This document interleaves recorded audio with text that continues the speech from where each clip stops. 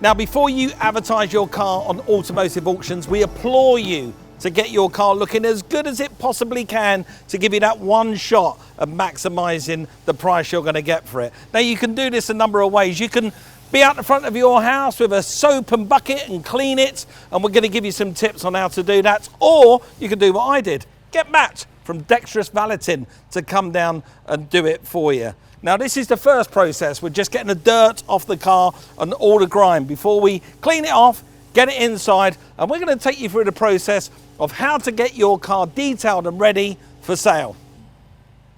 So Matt, we've seen you outside cleaning my car, but who are you?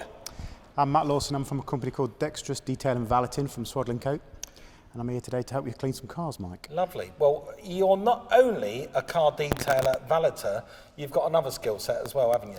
Yeah, I'm a professional paint sprayer. I've been in the trade since the early 90s, so my skill set, my background is painting. So I've done everything from cars up to airliners. You're being a little bit humble. You're a little bit more than a paint sprayer. You're also a lecturer in paint spraying. Yes, I am indeed, yeah. I've worked in 13 years lecturing at a college up in Derbyshire.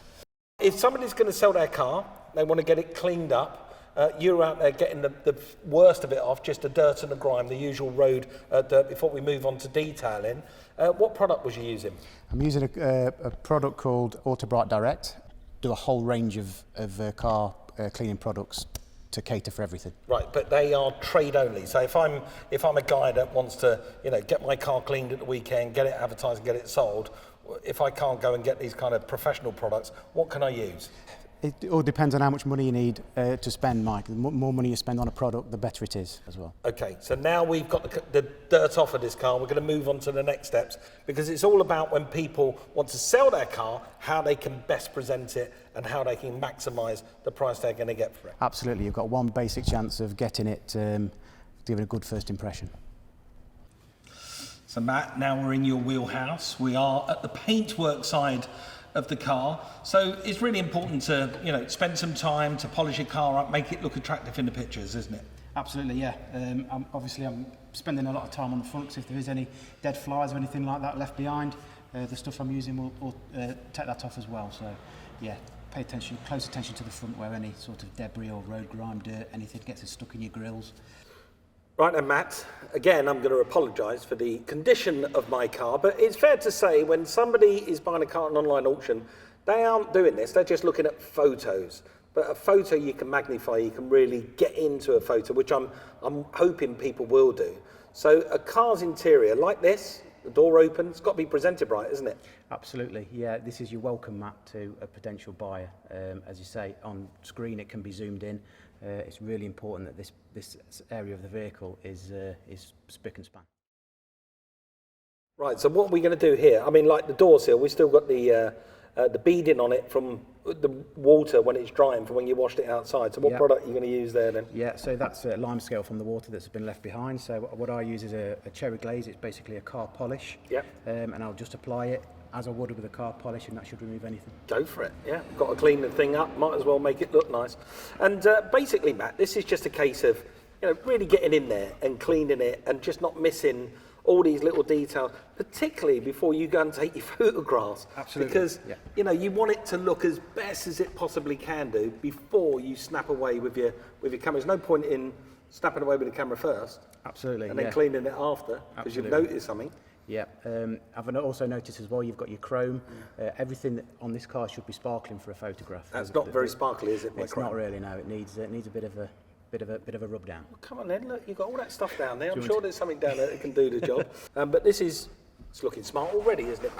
Absolutely, yeah, looking good. Just need to get on the carpets, the dashboard, the windows, and everything else, and should be good. Should be good to go. Nice one. Matt, I've been around the motor trade for like 40 years, and I've seen some catastrophes when it comes to people selling their car, advertising their car, and just getting it wrong. But in terms of valeting, what's the do's, or more particularly, what are the don'ts? What should we avoid?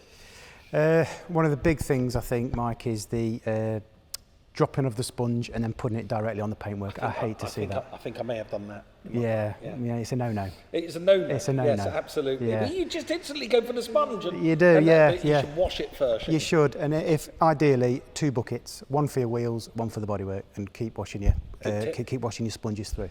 Yeah, good tip. What else? Another common thing I've seen is when people are waxing the car in direct sunlight in the middle of the summer, out dinner time, waxing the car, and then they're taking an hour to fetch it off because it's, yeah, you just make the job too hard for yourself. We've all done it. Yeah. They've all done it. I've all done it. We've done it, haven't we? It's just kind of, you go out, you think, oh, I'll polish the car.